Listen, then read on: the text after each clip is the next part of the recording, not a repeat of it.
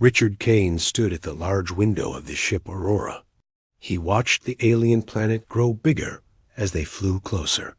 The planet looked beautiful, with its blue and green colors mixing together like a painted picture.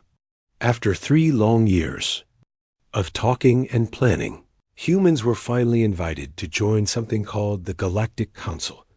The Galactic Council was a group of 12 different alien races who had lived in peace for over 1,000 years. They controlled a large part of space and had amazing technology that humans could only dream about. Being invited to join them was the biggest honor Earth had ever received. Captain Lessa Brooks walked up to Kane and stood beside him. She was a tall woman with short brown hair and kind eyes. She had been chosen to command this mission because she was calm under pressure and never made quick decisions without thinking first. "Beautiful world," she said, looking out at the planet. "Yes, it is," Kane replied. "Hard to believe this all started with a simple mining accident. 3 years ago, human miners working near a distant star had accidentally crashed into a Zephyrian ship. Instead of fighting, the aliens had been curious about humans. They wanted to learn about Earth's people and culture. The first meetings had been strange, with both sides trying to understand each other through simple pictures and basic math. Dr. Andrew Sullivan joined them at the window.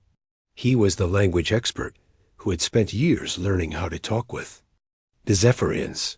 His hair had turned gray from all the long nights spent working on translation problems.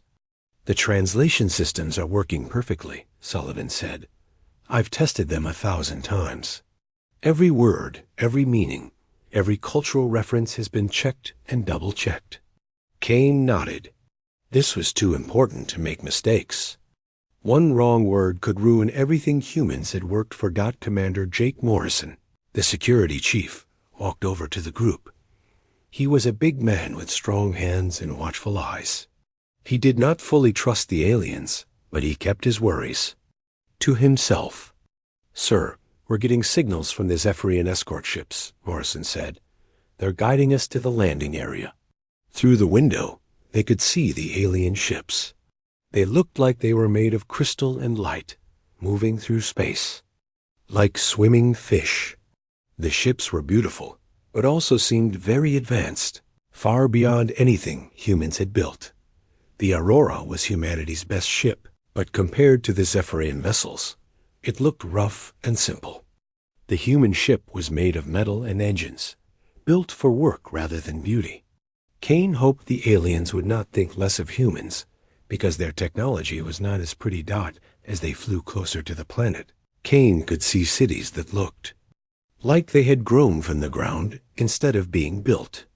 Tall towers twisted up into the sky like giant trees, and bridges of light connected them together. Everything seemed to glow with a soft, warm light. "It's like a fairy tale," Captain Brooks said quietly. The ship's communication system made a soft sound. A voice came through the speakers, but it was not speaking any human language. The words sounded like music mixed with wind chimes. Dr. Sullivan quickly pressed buttons on his translation device. After a few seconds, the alien words changed into English. "Welcome, friends from Earth. We are honored to guide you to our world. Please follow our ships to the landing area." Kane felt nervous excitement in his stomach. This was really happening. Humans were about to set foot on an alien world as guests, not invaders.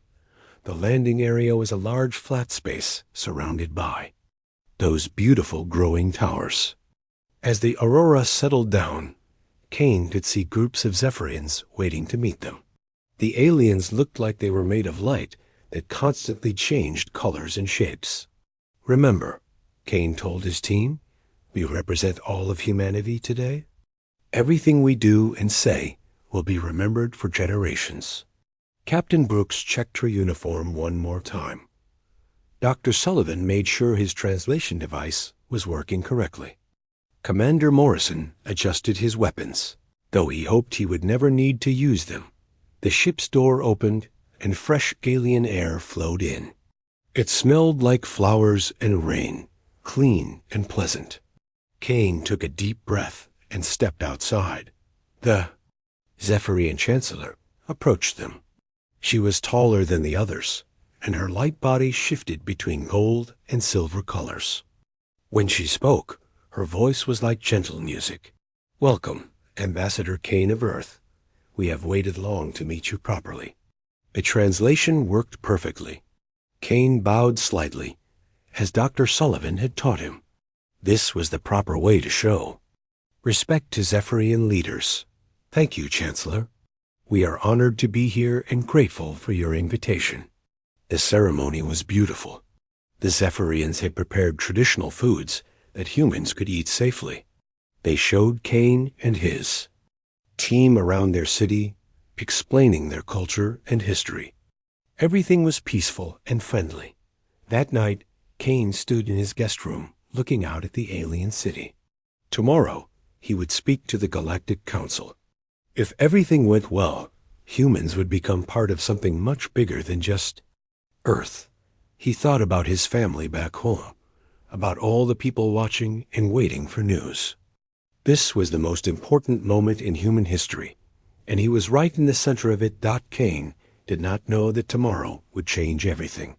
He did not know that the friendly aliens had been planning something terrible.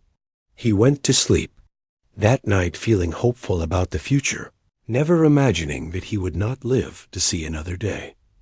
The stage was set for tragedy, but Kane slept peacefully, dreaming of a bright future for humanity among the stars.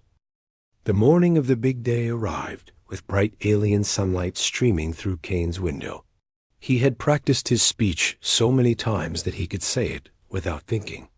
Every word had been chosen carefully to show that humans wanted peace and friendship with all alien races. The council chamber was huge, like a giant bowl turned upside down. Representatives from 12 different alien species sat in circles around a central platform where Kane would speak. Some looked like plants, others like living metal, and a few seemed to be made of pure energy. Captain Brooks and her security team waited outside the chamber. They were not allowed inside during the formal ceremony, but they could watch through screens on the Aurora. Dr. Sullivan sat near the translation equipment, watching the displays carefully. All the numbers showed green, meaning everything was working correctly. He had tested these systems hundreds of times over the past 3 years. Kane walked to the center platform. The chamber became quiet as all the alien representatives looked at him. He was the first human most of them had ever seen, and they seemed curious about this new species that wanted to join their ancient alliance. The Zephyrian Chancellor stood up and spoke in her musical voice. The translation system turned her words into English immediately. "Honored council members, today we welcome a new species to our consideration. Ambassador Kane of Earth will speak for all humanity."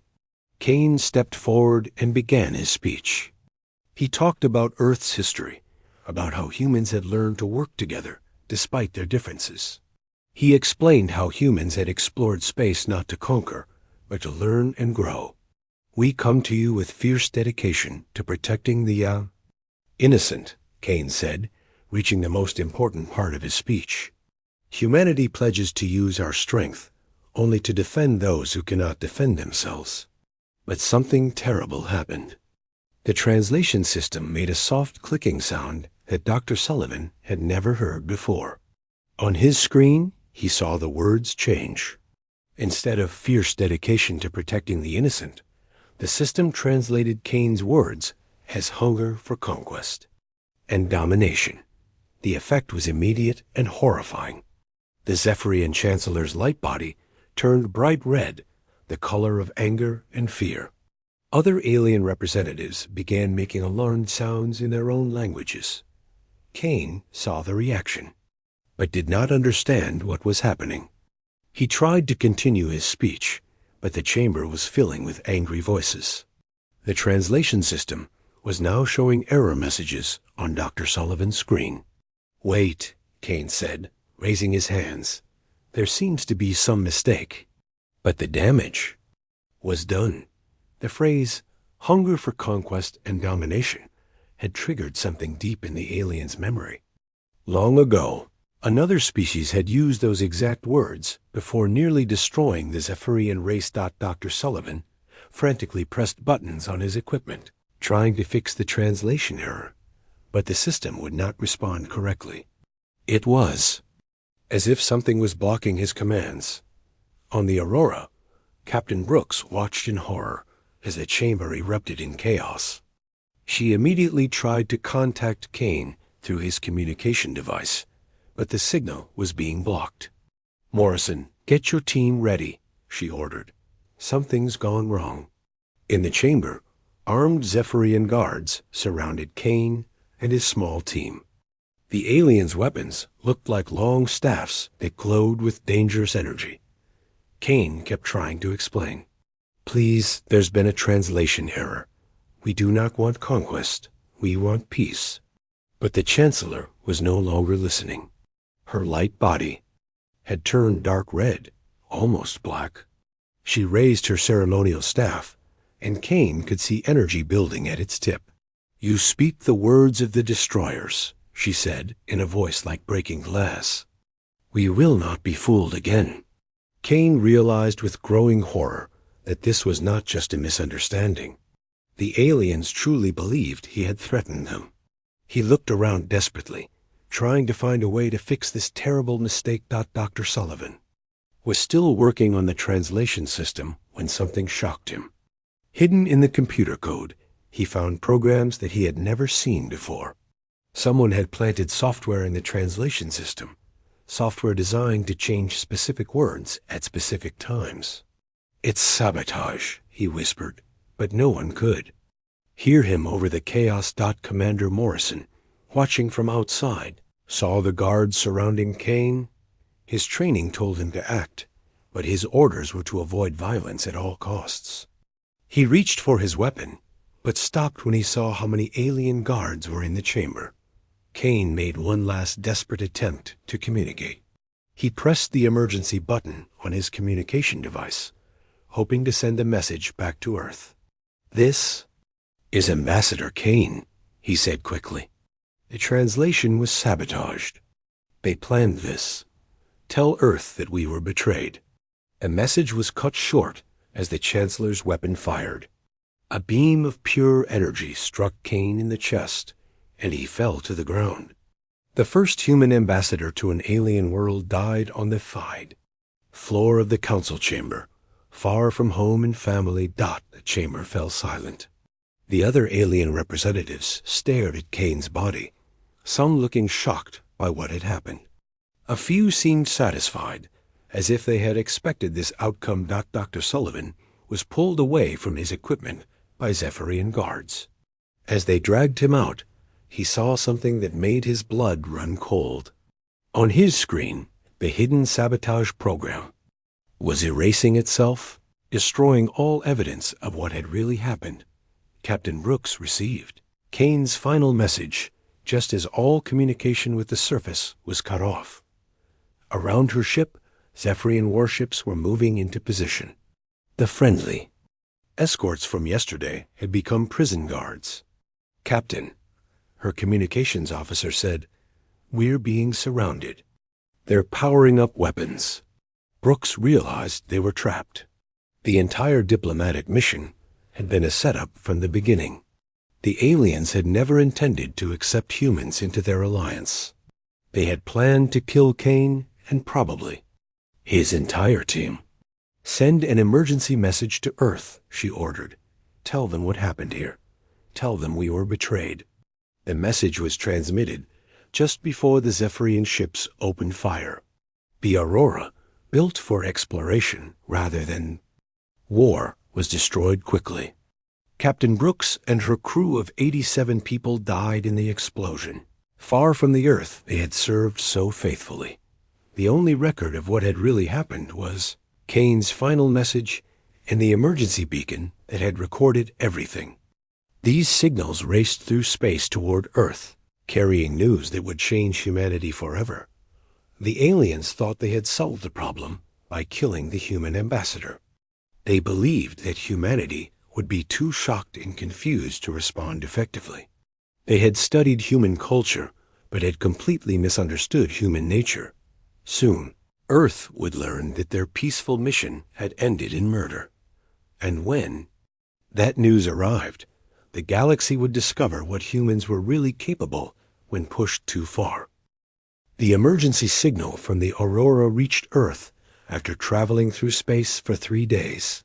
Admiral Patricia Hayes was drinking her morning coffee when the alert sounded in her office at Global Defense Command. The message was short and terrible. Ambassador Kane murdered. Mission failed. We were betrayed. Hayes dropped her coffee cup, and it shattered on the floor. She had known Kane personally. He was a good man who truly believed in peace between humans and aliens. The idea that he was dead seemed impossible.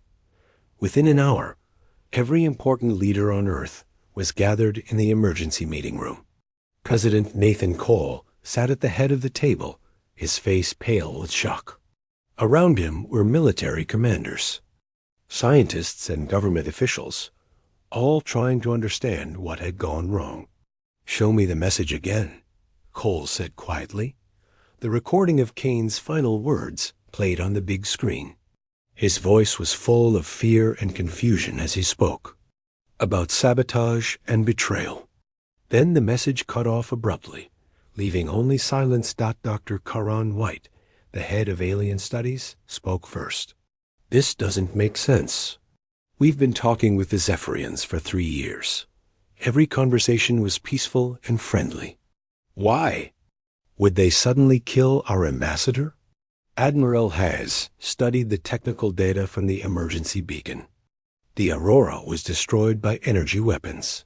Multiple ships attacked at once. This was not an accident or a sudden fight. It was planned. General Frank Miller, the head of Earth's military, slammed his fist on the table. "We send them our best. People with gifts and friendship, and they murder them in cold blood.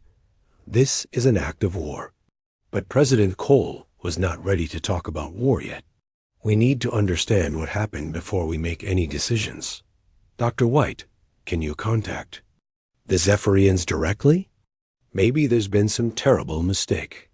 Dr. White tried for hours to reach the alien homeworld, but every message was ignored. The communication channels that had been open for 3 years were now completely silent. It was as if the aliens had decided to cut off all contact with Earth. Lieutenant Commander Steve Parker worked in the deep archives of the communication center. He was a quiet man who spent most of his time studying old messages and data records.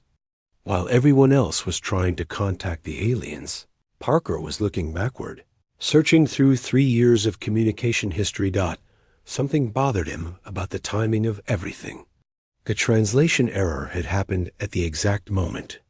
When Kane spoke about protecting the innocent, Parker had studied the translation systems, and they were very reliable. Such a specific error seemed almost impossible.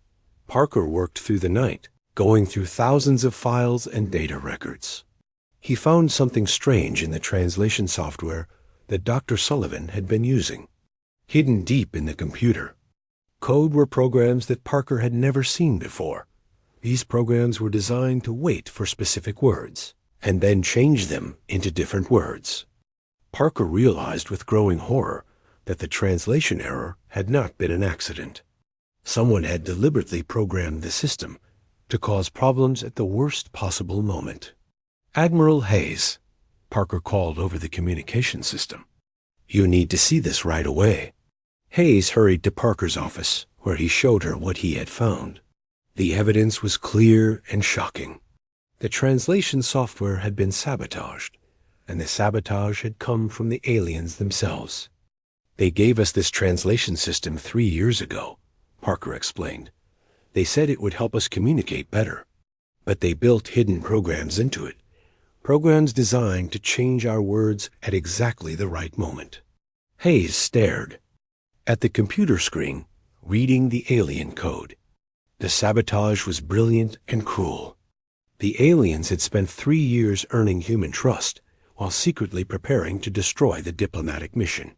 "Can you prove this came from the aliens?" Hayes asked. Parker nodded. "The programming style matches other Zephyrian software we've studied. And look at this timing code. The sabotage was set to activate during the council presentation. They knew exactly when Kane would give his speech." Hayes contacted President Cole immediately. Within minutes, the emergency meeting was back in session, and Parker was explaining his discovery to the world's leaders. The room was silent as Parker finished his presentation. The evidence was undeniable. The Zephyrians had never intended to accept humans into their alliance. They had planned from the beginning to kill Kane and destroy the Aurora. But why? Dr. White asked. What did they gain from this? Admiral Hayes had been thinking about the same question. They studied us for 3 years. They learned about our technology, our military strength, our culture. They know everything about Earth's defenses. General Miller understood immediately. They were gathering intelligence for an invasion. The diplomatic mission was just a way to learn about us before they attacked. President Cole stood up slowly. His face was hard with anger, but his voice was controlled. "How long before we can expect an alien attack?" "Unknown," Hayes replied. "But we have to assume they're already on their way. They probably started moving ships as soon as they killed Kane." The meeting continued for hours as Earth's leaders tried to plan for the unthinkable. They had wanted to join a peaceful alliance of alien races, but instead they had discovered that the universe was full of enemies who smiled while planning murder. Dr. White worked frantically to contact other alien races, hoping to find allies. But every attempt at communication was met with silence. Either the other aliens were part of the conspiracy, or they were too afraid to help. As news of Kane's murder spread across Earth, people reacted with shock and then anger. Street protests erupted in major cities. Crowds gathered outside government buildings, demanding answers and calling for revenge. The media showed pictures of Kane's family receiving the terrible news. His wife cried as she held their young daughter, who was too small to understand why her father would never come home. But the most important reaction came from places most people never saw. In secret military bases around the world, projects that had been sleeping for years suddenly came to life. Phone calls were made to retired scientists and engineers. Weapons that had been designed but never built were pulled from storage. Admiral Hayes met with General Miller in a secure underground facility. They walked through corridors lined with sealed doors, behind which lay humanity's darkest secrets. "How much time do we need?" Miller asked. Hayes checked her notes. 6 months to fully activate everything. "Maybe less if we work around the clock." "And you're sure this will work?" Hayes smiled grimly. "The aliens think they know us because they watched us for 3 years. They saw our peaceful diplomacy and our desire for friendship. But they never saw this side of humanity. They never saw what we're capable of when someone we trust betrays us." The 2 officers stopped in front of a door marked Project Prometheus. Hayes placed her hand on the scanner, and the door opened to reveal a command center filled with screens and computers. "Let's show them what happens when you murder a human ambassador." Hayes said. Earth was no longer interested in joining the Galactic Council. Now they were preparing to tear it apart. 6 months after Kane's murder, Earth looked like a different planet. Factories that had been making cars and computers were now producing weapons and warships. The sky was filled with construction ships building new military bases in orbit around the planet. Admiral Hayes stood in the command center of the lunar base, watching hundreds of ships being built in the space docks. These were not the peaceful exploration vessels that humans had used before. These were warships designed for one purpose: to bring destruction to Earth's enemies. Colonel Danny Roberts reported to Hayes every morning with updates on the orbital. Weapons Program. The colonel was a thin man with sharp eyes who had spent his career preparing for wars that never happened. Now his time had finally come.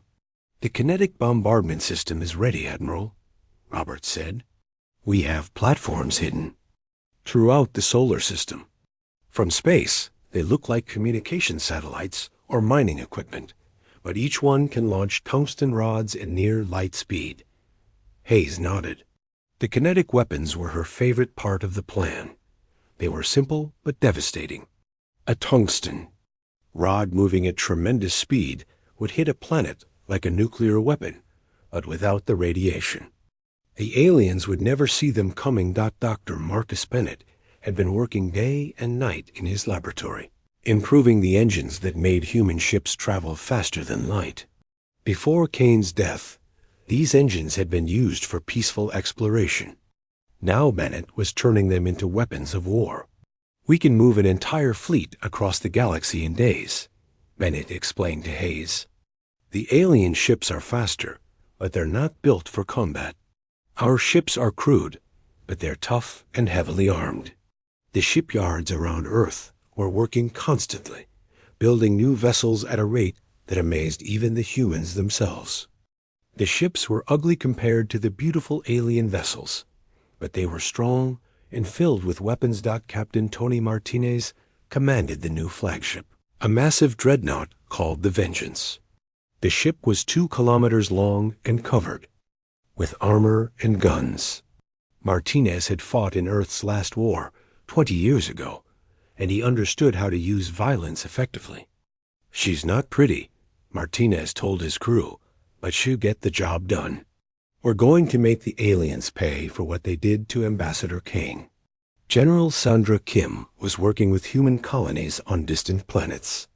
Many of these colonies had been quietly surrounded by alien peacekeeping forces after Kane's death. The aliens thought they were preventing humans from causing trouble, but they were actually providing Kim with targets. "The aliens have made a mistake," Kim reported to Hayes. "They've spread their forces thin, trying to watch all our colonies. When we attack, they won't be able to concentrate their defenses." The resistance movements on the human colonies were ready. Ordinary people who had been farmers and shopkeepers were now carrying weapons and making bombs. They had learned that their alien neighbors were not friends, but enemies who had been planning to enslave them. Dr. Corin White had been studying the alien technology that the Zephyrians had given to humans over the past 3 years. She discovered that much of it contained hidden programs designed to shut down human systems during an invasion. "They've been preparing to attack us from the beginning," White explained to President Cole. "Every gift they gave us was actually a weapon pointed at our hearts."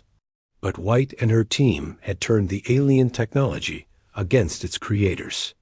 They had removed the hidden programs and improved the technology for human use. Now Earth's weapons were powered by alien science, made even more dangerous by human engineering. The most important change was in the human people themselves. The peaceful, hopeful attitude that had sent Kane to his death was gone. In its place was a cold determination to make the aliens pay for their betrayal. Commander Rachel Stone led training exercises for the new space fighter pilots. Stone was a small woman with quick reflexes and a talent for flying in combat. She had studied the alien ships and found their weaknesses. "They're used to ceremonial battles," Stone told her pilots. "They fight according to rules and traditions. We're going to show them what real combat looks like." The fighters were small and fast, designed to swarm around the larger alien ships like angry bees. Each one carried enough firepower to destroy a city, and the pilots were trained to use it without mercy. President Cole addressed the United Earth Assembly as the final preparations were completed. The man who had once hoped for peaceful cooperation with aliens now spoke of war and revenge. "They killed our ambassador while he spoke of peace," Cole said. "They destroyed our ship while we offered friendship. They have shown us the true nature of the universe, and we will respond accordingly." The Assembly voted unanimously to authorize military action against the Galactic Council. Every nation on Earth supported the war effort, united by grief and anger over Kane's murder. Admiral Hayes received reports from spy satellites that had been secretly placed near alien worlds. The Galactic Council's fleets were preparing for what they thought would be an easy conquest of Earth. They had no idea what was coming for them. "They think we're still the same peaceful species that sent Kane to negotiate," Hayes told her staff. "They're about to learn that humans are capable of things they never imagined." The final piece of the puzzle was the information that Lieutenant Commander Parker had discovered about the alien communication networks.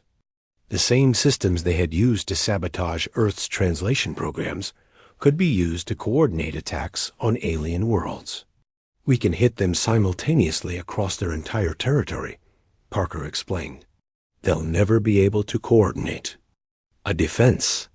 As the human fleet prepared to leave Earth's solar system, Hayes stood once more at the window of her command ship. The planet below looked peaceful in the morning light, but she knew it would never be the same. The humans who had dreamed of joining a galactic community were gone, replaced by warriors who understood that the universe was a dangerous place. The alien races had made a terrible mistake when they murdered Richard Kane. They had thought they were eliminating a threat, but they had actually created something far more dangerous. They had turned humanity from potential allies into determined enemies. The Galactic Council controlled thousands of worlds and commanded fleets that had maintained peace for 1,000 years. But they had never faced an enemy like humanity, a species that had learned to fight wars on their own planet, and had now turned that knowledge toward the stars. "Signal the fleet," Hayes ordered. "It's time to show the galaxy what happens when you betray humanity." The human armada began moving toward the edge of the solar system, carrying with them the fury of an entire species. The aliens were about to discover that their greatest mistake had been underestimating what humans would do when pushed beyond their limits. War was coming to the galaxy, and it wore a human face. The human fleet dropped out of hyperspace at the edge of Zephyrian territory, like a storm cloud appearing in a clear sky. 2,000 ships materialized at once, their engines glowing with deadly purpose. The aliens had never seen anything like. Admiral Hayes stood on the bridge of her flagship, watching the alien border patrol ships scramble to respond. There were only 50 of them, designed to monitor single vessels and handle minor disputes. They were about to face the full might of humanity's anger. "All ships, this is Admiral Hayes," she broadcast to the fleet. "Remember why we're here. Remember Ambassador Kane. Remember the Aurora. Show them no mercy." The first battle lasted exactly 7 minutes. The alien patrol ships were beautiful but fragile, built for ceremony rather than combat. The human weapons tore through them like paper, leaving nothing but glowing debris drifting in space. Captain Tony Martinez commanded the dreadnought Vengeance as it led the main assault. The massive ship's guns fired continuously, each shot powerful, enough to destroy a city. Around him, hundreds of other human ships added their own firepower to the devastating attack. "Target the command ship," Martinez ordered. "I want their leader to see what's coming before he dies." The Zephyrian command vessel tried to flee, but Commander Rachel Stone's fighter squadron surrounded it. The small human ships moved like hunting wolves, their weapons cutting through the alien ship's defenses. "This is for Kane," Stone whispered as she fired the killing shot. News of the border attack raced through the Galactic Council's communication networks. The alien leaders had been meeting on the Council homeworld, congratulating themselves on their successful elimination of the human threat. They were shocked to learn that Earth had responded with overwhelming force. The Council's emergency session was chaos. Representatives from 12 different species all spoke at once, their voices mixing into a confused babble of fear and disbelief. "Impossible," the Zephyrian Chancellor said. her light body flickering with panic. Humans are a peaceful species. Our studies showed they prefer negotiation to violence. But the evidence was undeniable. Human ships were smashing through the Council's outer defenses, destroying everything in their path. The aliens had studied human diplomacy and culture, but they had never understood human warfare. General Sandra Kim's resistance. Fighters struck at the same time as the main fleet attack. On 30 different human colony worlds, the underground movements emerged from hiding and attacked the alien occupation forces. The aliens had been expecting grateful colonists who would welcome their protection. Instead, they found themselves fighting desperate humans who knew every inch of their home planets. The peacekeeping forces were overwhelmed within hours. Colonial command to Earthfleet, Kim reported. All occupation forces eliminated. The colonies are free. Back in space, the human fleet was cutting through the Galactic Council's defenses like a hot knife through butter. The alien ships were individually superior to human vessels, but they had never learned to fight as a coordinated force. The Council's military doctrine was based on shows of strength and ceremonial battles. Their ships were designed to look impressive and fire warning shots. They were not prepared for humans who shot to kill and never stopped attacking. Dr. Marcus Bennett's improved engines allowed human ships to appear anywhere in the galaxy within hours. The aliens could not predict where the next attack would come from, and their scattered fleets could not concentrate their defenses. Jump coordinates locked in, Bennett reported to Hayes. We can be at the Zephyrian homeworld in 3 hours. Hayes smiled grimly. The aliens had killed Kane on their homeworld, and that was where they would pay the price for their betrayal. The siege of Zephyria began with Colonel Roberts' kinetic bombardment platforms. The tungsten rods fell from space like the hammer of an angry god, striking the planet's defenses with the force of nuclear weapons. The beautiful crystalline towers that had impressed Kane were reduced to rubble within minutes.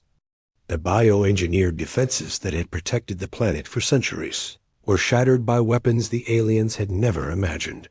Planetary shields down, Roberts reported. The surface is defenseless. Captain Martinez led the Vengeance into orbit. Around Zephyria, its massive guns aimed at the planet below. Around him, the human fleet formed a perfect blockade, ensuring that no alien ship could escape. The Zephyrian Chancellor's final broadcast was desperate and pleading. We surrender. Please, we surrender. Stop the bombardment. But Admiral Hayes was not interested in surrender. She opened a communication channel to the planet and spoke in a voice as cold as space itself. You murdered our ambassador while he spoke of peace. You destroyed our ship while we offered friendship. You showed us the true nature of the universe. Now we show you ours. The bombardment continued for 3 days. The planet that had once been the center of the Galactic Council was transformed into a broken wasteland. The aliens who had planned humanity's destruction were now hiding in caves and ruins, praying for mercy that would never come. Other alien races watched in horror as their mighty alliance crumbled before human fury. The Galactic Council had maintained peace for 1,000 years, but they had never faced an enemy like humanity. The final battle took place in the council chamber, where Kane had died. Human soldiers, led by General Kim, fought their way through the ruins of the government complex. The aliens who had applauded Kane's murder now cowered in the shadows, begging for their lives. Kim found the Zephyrian Chancellor hiding in a sealed bunker beneath the chamber. The alien leader was no longer beautiful and luminous. Her light body flickered weakly, like a dying candle. Please, the Chancellor whispered. We were afraid. Your species seemed so aggressive. We thought you would destroy us. Kim looked around the chamber where Kane had spoken his last words. She thought about the ambassador's family, about the crew of the Aurora, about all the humans who had died because of alien treachery. You were right to be afraid. Kim said quietly. "You just didn't understand what you should fear."